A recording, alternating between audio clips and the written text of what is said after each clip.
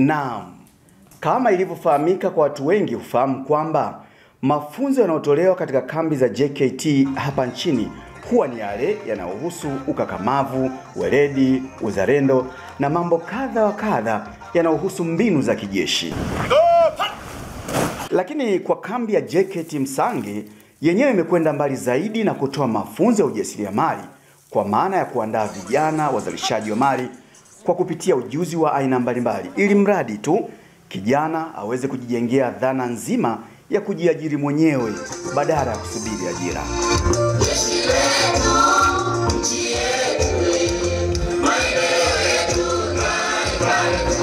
Athmani Majidi Athmani ni mmoja kati ya vijana ambaye ndani ya kambi ya JKT Msange alielekeza kichwa chake kwenye taaluma ya ufugaji wa nyuki.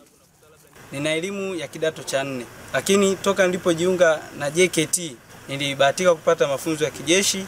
Baada ya kumaliza hapo nilifanikiwa kujiunga na kitengo cha ufugaji nyuki ndani ya Msange JKT na kuweza kupata elimu ya uzalishaji mali. Hakika jungu kuu halikosi ukoko.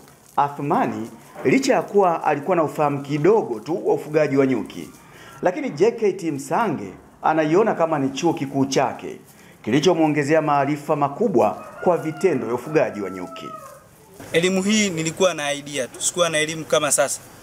Lakini baada ya kuingia ndani ya Msange JKT niweza kutana na afande wangu na kuweza kuipata elimu hii kwa upana zaidi, tofauti na mwanzo. Kwa sababu mwanzo ulikuwa unafanya kienyeji tu bila kujua athari wala madhara kwenye upande huu. Lakini kwa sasa unaweza kujua namna gani ya kuandaa product ikakaa vizuri, yapi madhara unapofanya vitu kwenye asali bila kuwa na utaalamu navyo.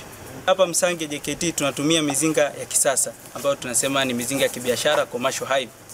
Mizinga hii huwa inatusaidia sana sisi kupata asali kwa haraka na kuweza kuturahisishia uvunaji wake. Ila kwanza sisi kama wataalamu wa ufugaji wa nyuki ndani ya Msange JKT tuna kifaa hiki hapa ambacho kinaitwa honey refractometer. Kifaa hichi kinatusaidia sisi kupima ubora wa asali yetu. Kwa hiyo baada ya kumaliza uchujaji wote, hatua zote za uchujaji, asali iko clear.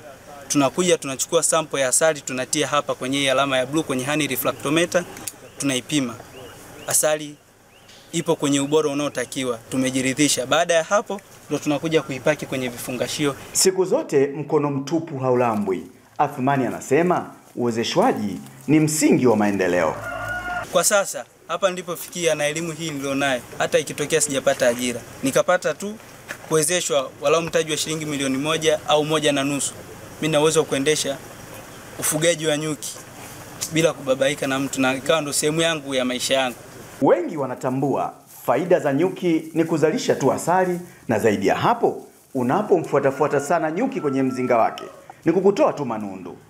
Lakini Athmani anasema bado kuna faida rukuki za mazao yanayotokana na nyuki. Na kwenye nyuki ni mali. Tunasema nyuki mali kwa sababu gani? Masega tunayoyaona ukienda ukiyachakata utapata nta. Nta ile ni faida. Nta inatumika kwa matumizi mengi, kutengeneza mafuta, kutengeneza sabuni, kusafishia mizinga na mambo mengine kadhalika. Lakini pia kuna mazao mengine, kuna bee venom, sumu ya nyuki ambayo ni tiba. Kuna propolis ambayo ni gundi ya nyuki, pia inakwenda kwenye upande wa tiba. Kwa hiyo unakuja kuona kwenye nyuki hakuna kitu tutakachokitupa. Ndoto kubwa za Athmani akimaliza tu mkataba wake na JKT Msange, anataka kuwa mwajiri. Tofauti kabisa na fikra za baadhi ya vijana wanaolilia kila kukicha kupata ajira. Lakini unapokuwa hivyo kijana mwenyewe umejiajiri, na maana shughuli zako utaziendesha wewe mwenyewe bila kumtegemea mtu yoyote. Na hakuna mtu atakuwa anakupangia muda. Ukiajiriwa na maana utasubiria saa 1 kamili uwepo kazini, na maana utatimia. Lakini kwenye kampuni yako wewe ndio utakuwa mtu wa mwisho kutoa oda. Sasa hivi nitafanya shughuli, sasa hivi watu watafanya shughuli. Juma Kapipi, Habari Wikendi, Tabora.